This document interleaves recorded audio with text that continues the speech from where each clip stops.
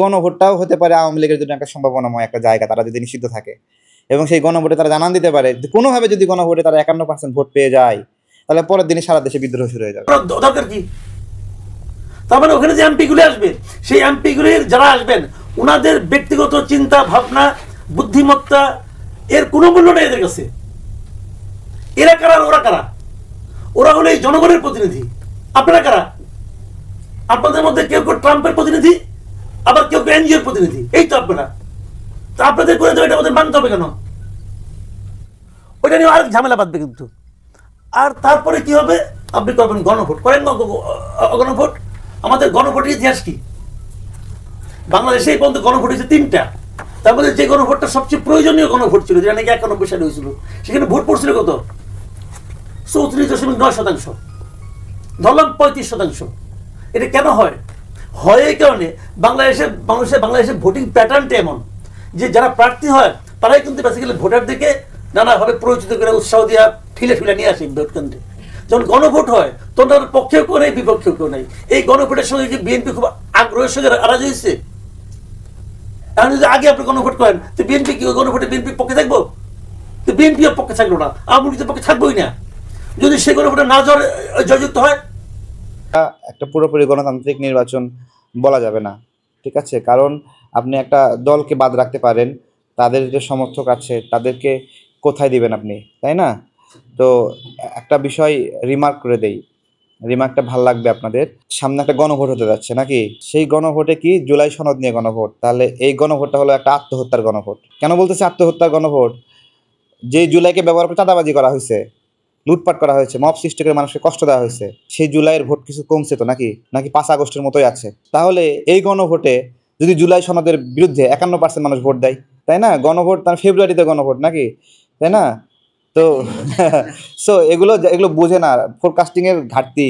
রাজনীতি হলো একটা ম্যাপ আঁকার মতো, যে 3টা পথের মধ্যে কোন পথে আপনি যাবেন, কোন পথের পরিণতি কি, কোন পথে আত্মহত্যা, কোন পথে সম্ভাবনা, কোন পথে বাধাগ্রস্ত হবেন, তাই না? এই গণভোটটা আপনার হলো, যেমন আমি বলি, যদি এরকম হয় সারা দেশেই না ভোটের সুযোগ থাকে, যে না নামে একটা ভোট, নৌকা মার্কার সুযোগ নাই, নৌকা মার্কা নাই, তাহলে যদি না ভোটে যদি সবাই ভোট দেওয়া শুরু করে দেয়, নৌকার সারা দেশে, আমার কথা বোঝেন একটা, তাহলে তো তখন ওই নাই তো একটা সিম্বল অফ আওয়ামী লীগ হয়ে যাবে নাকি? তখন আপনি কি করবেন? তো এই গণভোটটাও হতে পারে আওয়ামী লীগের জন্য একটা সম্ভাবনাময় একটা জায়গা, তারা যদি নিষিদ্ধ থাকে এবং সেই গণভোটে তারা জানান দিতে পারে কোনোভাবে যদি গণভোটে তারা 51% ভোট পেয়ে যায়, তাহলে পরের দিনে সারা দেশে বিদ্রোহ শুরু হয়ে যাবে। এখন তারা চিল্লাপাল্লা করতেছে, আগে দিতে হবে, বিএনপি তো চাচ্ছে না, তা আগে দেন আপনি। দিলে যদি না জিতে, তাহলে এই যে আমি যতই সমালোচনা করি ভাই, এই ঐকমত্য কমিশনের মাধ্যমে যে সংস্কার প্রস্তাবগুলো আসছে, যে 84টা আসছে ভাই, এখানে তো অনেক ভালো ভালো কিছু প্রস্তাব তো আছে। এতগুলি লোক মিলে সব মিলে খারাপ করছে তত না, কিছু ভালো ভালো প্রস্তাব করতে আছে। তাহলে কি হবে? যখন না জয়যুক্ত হবে, যখন এগুলো শেষ, মানে গোষ্ঠীর সুদ্ধা কিন্তু মানে মরে গেল, তাহলে কি লাভ হলো ভাই? আমার কথা হলো কি, আপনি এতদূর পর্যন্ত আসছেন ভাই, বৈশাখ খাওয়া দাওয়া করে যেমন করে আনছেন জিনিসটা, একটা জায়গায় তো আসছেন, 2-1টা পয়েন্ট ছাড়া মোটামুটি কিন্তু বেশ ভালো ভালো কিছু প্রস্তাব এখানে আসছে, সবাই মিলে বানাইছে, ঠিক আছে এগুলো।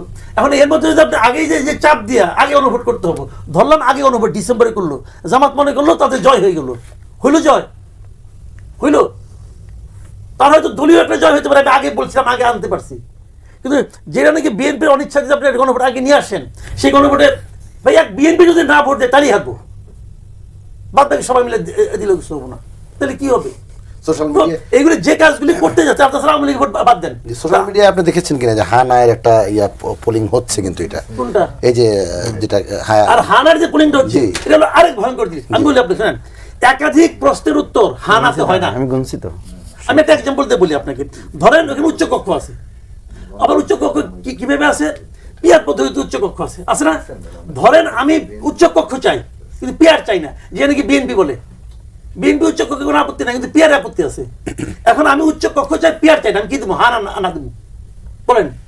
বিএনপির পিয়ারে আপনারা টেলিভিশনে ব্রডকাস্ট করেছেন, টক শো হয়েছে, রেফার ব্যাক হয়েছে, এক্সপার্ট অপিনিয়ন নেওয়া হয়েছে, নেওয়ার পরে একটা ছাপানো বই আকারে দেওয়া হয়েছে। একজন মানুষ ওভারঅল বিষয়টার উপর নির্ভর করে এটা কল্যাণকর না অকল্যাণকর এটার উপর রায় দিবে, সে এটা অ্যাকসেপ্টেবল বা আনএক্সেপ্টেবল রায় দিবে। এটার হয়তো 84টার মধ্যে সে 10টার সাথে সে দ্বিমত আছে, এই দ্বিমত সত্ত্বেও টোটালটার উপরে সে রায় দিবে। এটার উপরে সে দেখলো যে না এটা ক্ষতিকর, ওই যে উনি যেটা বলছেন এটা তো অনেকগুলো ভালো আছে, কিন্তু ওভারঅল সে মনে করতেছে এটা ক্ষতিকর, সে না দিবে, এটাই নিয়ম। এটা মাসুদ কামাল ভাই সহ আর বহু বোদ্ধাজনকে আমি বলতে দেখছি, উনি তো এত আইনজ্ঞ না, বহু আইনজ্ঞকেও বলতে শুনছি যে এখানে আমি কয়টাতে একমত কয়টাতে দ্বিমত দিব। কয়টাতে একমত দ্বিমত তো দিবেন না আপনি ওভারঅল এই প্যাকেজটার উপরে মতামত দিবেন। আমরা যেরকম দেই, আমরা যখন একটা কুরবানির গরু কিনতে যাই, হ্যাঁ, গরুর সব দিক পছন্দ হয় না, দাম হলে দেখে পছন্দ হয় না, দেখে হলে দাম পছন্দ হয় না, কিছু না কিছু খুদ সত্ত্বেও আমরা ওভারঅল একটা মার্কিং দিই, আচ্ছা ঠিক আছে এটা কিনতে পারি। ঠিক বিয়ে শাদী করতে গেলে হয়তো দুষ্টামি করে তো বললাম, কিন্তু আপনার তাকে একটা দায়িত্ব দেয়, এটাই নিয়ম, এটা কিছু করার নাই। আপনি প্রত্যেকটা বিষয়ে মত দেওয়ার জন্য তো আমরা মত দিয়েছি, রাজনৈতিক দলগুলো প্রতিনিধি আকারে মত দিয়েছে। এই প্রতিনিধিত্বশীল ব্যবস্থা, যেটাকে মাসুদ কামাল ভাই অশ্বডিম্ব বলেছেন, মাসুদ কামাল ভাইয়ের পক্ষে অশ্বডিম্ব বলাটাই স্বাভাবিক, কারণ বাংলাদেশে যারা এই ধরনের মানে সবাই মিলে আলোচনা করার প্রসেসই তো ছিল না, এটা তো কল্পনারই অতীত ছিল। বাংলাদেশের রাজনীতিবিদরা একসাথ হয়েছে কয়েকটা কারণে, কারো বিয়ে শাদীতে হয়েছে, জানাজায় হয়েছে, আর হয়েছে ভোট মানে নির্বাচনে কাউকে হটানোর জন্য অথবা জোট করার জন্য। এছাড়া বাংলাদেশের সংবিধান, আগামী দিন রাষ্ট্র কিভাবে চলবে, গণতন্ত্র কিভাবে সমুন্নত হবে, তত্ত্বাবধায়ক সরকার ব্যবস্থা কিভাবে হবে, মানে পার্লামেন্টে একজন এমপি কতটুকু মত দিতে পারবে, তার এই ডিটেইল আলোচনা সব রাজনৈতিক দল বলে বসে করেছে, ইতিহাস নাই। আমাদের সংবিধান যেটা রচিত হয়েছে, এই ৭২-এর সংবিধান, সেটা আপনি দেখবেন, সেটা নিয়ে বিতর্ক কেন? বিতর্ক যে ওই গণপরিষদ নামে যারা ছিল বেশিরভাগই এক দলের লোক সদস্য ছিল, 2টা দলের বেশি প্রতিনিধি সেখানে ছিল না। এই প্রথমবার এত ডিটেল আলোচনা করা হয়েছে 30-32টা দল নিয়ে, ঠিক আছে? মাসুদ কামাল ভাই যেটা প্রশ্ন তুলেছেন যে আপনারা কারা, এখানে বিএনপি আছে, বিএনপি মানে আপনি যদি বলেন 30% 34%-এর প্রতিনিধি, জামাত ধরেন 10, যাই ধরেন আপনি, এনসিপি ধরেন, সবার প্রতিনিধিত্ব আছে। যাদের প্রতিনিধিত্ব নাই তাদের জন্যই তো গণভোট। গণভোট দিয়ে আপনি বলছেন যে টোটাল মানুষের আমরা মতামতটা নিচ্ছি। এখন আপনি যদি মনে করেন, যেমন উনি বলছে বিএনপি যদি না ভোট দেয় কি হবে, বিএনপি না ভোট দিলে অসুবিধা কি, বিএনপি না ভোট দিবে। আরে আওয়ামী লীগও তো আমি মনে করি এখানে হা ভোট দিতে হবে, কারণ হা ভোট না দিলে এই জুলাই সনদে তো আওয়ামী লীগের সুরক্ষা আছে। এই জুলাই সনদে তত্ত্বাবধায়ক সরকার ব্যবস্থার কথা বলা আছে, এই জুলাই সনদে বিরোধী দলের অংশীদারিত্বের কথা বলা আছে, এই জুলাই সনদে বিচার বিভাগকে পৃথকীকরণের কথা বলা আছে, এই জুলাই সনদে বিচার বিভাগ স্বাধীনতার কথা বলা আছে। তো এটা তো আওয়ামী লীগের জন্য এক নম্বর দরকার। আওয়ামী লীগের জন্য সুরক্ষা আছে, তো ভয়াবহ ব্যাপার। আমি বলতে চাচ্ছি আওয়ামী লীগ ন্যায় বিচার পাক, এটা আপনি চান না? আওয়ামী লীগ কি ন্যায় বিচার? তাহলে এখানে ন্যায় বিচারের, এখানে independence of the court, independence of the জুডিশিয়ারির কথা বলা আছে, এখানে পার্লামেন্টকে চেকস এন্ড ব্যালেন্স, প্রেসিডেন্ট এবং প্রধানমন্ত্রীর ক্ষমতার ভারসাম্যের কথা বলা আছে। এই বেনিফিট বিরোধী দল বেশি পাবে না? না সরকার? আওয়ামী লীগকে তো ভবিষ্যতে বিরোধী দল হিসেবে কল্পনা না, আপনি কল্পনা, আমি তো বলছি যদি আওয়ামী লীগ জীবনে কোনো ফিরে আসতে চায়, সংগঠনগতভাবে যদি তার বিচার হয়, তাহলে কি তার মানে কখনো ফিরে আসার কোনো সুযোগ আছে? আমি সেটা তো আলাদা বিতর্ক রিপন ভাই। আমি বলছি যদি, আমি তো বারবার বলছি এখানে একটা যদি আছে, যদি আওয়ামী লীগ কখনো রাজনীতিতে পুনর্বাসিতও হয়, আইনের বিচারের মধ্য দিয়েও আসে, এই জুলাই সনদ তো তাকে প্রোটেক্ট করবে। এই জুলাই সনদ তো আমরা যারা রাজনৈতিক দলের সদস্য, সরকারি হোক বিরোধী দল, তাকে করবে। সুতরাং আওয়ামী লীগ বলেন, বিএনপি বলেন, জামাত বলেন, এই জুলাই সনদকে কেউ না শুধু চিন্তা করলে তো হবে না। কারণ বিএনপির ওই যে দেখেন উনি টিক চিহ্ন দিচ্ছেন, আমি হিসাব করে দেখেছি এই 84টার মধ্যে 60টা নোট অফ ডিসেন্ট আছে। এখন একটা দল হয়তো বলছে আমাদের দ্বিমত আছে, দ্বিমতের জন্য কি আপনি পুরো এই আরো 30টা দল যা বলেছে হয়ে যাবে, বাতিল হয়ে যাবে? এই জায়গায় কথা হচ্ছে এই যুক্তি তর্ক তুলে তো লাভ নেই। আমরা তো একটা ঐক্যমত্যে পৌঁছাতে চাই। ঐক্যমত্য পৌঁছাতে গেলে কারো 10টা টিকবে, কারো 20টা টিকবে, কারো 5টা টিকবে, কারো 2টা টিকবে। এখন সাকিব ভাই একটা প্রস্তাব দিয়েছে, সাকিব ভাই অ্যাকসেপ্টেড হয়েছে। যেমন গণভোটের কথা একদম প্রথম আমরা বলেছি, আমরা তো ক্রেডিট নিতে পারি যে আমরা আমাদের কথা অনুসারে গণভোট হয়েছে। এই ক্রেডিট নিলে তো লাভ নাই, জনগণ তো আমাকে এই ক্রেডিট দিবে না। জনগণ দিন শেষে দেখবে, জনগণের গণভোটে আমি মনে করি জনগণ একটু খুশি যে তাদের মতামতটা চাওয়া হচ্ছে। দেখ না, বিএনপি যদি মনে করে যে আমরা না ভোট দিব, অসুবিধা নাই তো। না, বিএনপি তো বলেনি না ভোট। না, এই যে মাসুদ ভাই উস্কাচ্ছে বিএনপি কে, যে বিএনপি যাতে না ভোট দেয়। তো কথা হচ্ছে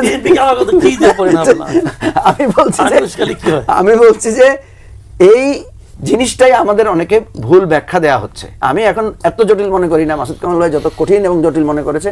আমি মনে করি বিষয়টা সহজ। যেই নোট অফ ডিসেন্টগুলা এখানে আনা হয় নাই, ঐক্যমত্য কমিশন একটা ব্যাখ্যা নিশ্চয়ই দিবে। আমি একজন ঐক্যমত্য কমিশনের সদস্যের সাথে আজকে সিনিয়র সদস্যের সাথে দীর্ঘ কথা বলেছি। উনি বলেছেন যে আমরা যদি নোট অফ ডিসেন্ট কাউন্ট করি তাহলে 60টা পয়েন্ট এখানে বাদ হয়ে যায়। আমরা এই জন্য চিন্তা করেছি নোট অফ ডিসেন্ট যারা দিয়েছেন, এটা তো আমাদের এই ডকুমেন্টসের মধ্যে আছে, ওনারা এটা দিয়ে ওনাদের নির্বাচনী ওনাদের কথা ওনারা বলবেন। ওনারা পার্লামেন্টে যদি ওনারা এই কি পান 1/2-3 ক্ষমতা পান, ওনারা ওনাদের দলিল আছে, ওনারা বলবেন যে আমরা এটার সাথে দ্বিমত করেছিলাম। প্রসঙ্গ হচ্ছে গণভোটের মাধ্যমে একটা সম্মতি নেওয়া হচ্ছে যে এই জুলাই চার্টারটা বাস্তবায়নের জন্য যাতে নেক্সট পার্লামেন্ট হয়। মাসুদ কামাল যেটা বলেছেন, তার বাধ্যবাধকতা কেন? বাধ্যবাধকতা এই জন্য যে এই টোটাল বাংলাদেশের নাগরিকেরা এটার প্রতি সম্মতি জানিয়েছে। যদি যদি এটাতে হ্যাঁ ভোট জয়যুক্ত হয়, তাহলে এটা একটা গুরুত্ব থাকতে হবে না, এটা অব্লিগেটরি থাকতে হবে না। পার্লামেন্ট আপনাকে তো জনগণই ভোট দিয়ে নির্বাচিত করছে, আপনি তো এটা মানতে বাধ্য। এই বাধ্যবাধকতা তো জনগণই করে দিচ্ছে বলে আপনি বাধ্য, অন্য কিছুর কারণে তো না। জি, আমরা ডক্টর আসাদুজ্জামান রিপন আপনার মতামতটা জানতে চাই। গণভোট ইস্যুতে আলোচনা হচ্ছে। ধন্যবাদ আপনাকে। আসলে বিষয়টা তো আমি এই বিষয়টাতে প্রথমে আলোচনা করতে চাই যে নোট অফ ডিসেন্টসগুলো আপনি বললেন, যেরকম আপনি একজন সদস্য বলেছেন যে এই গণভোটের এই বিষয়টা যদি নোট অফ ডিসেন্ট আবার রাখতে চাই তো এতগুলো বাদ হয়ে যাবে। তো পাবলিককে তো জানতে হবে যে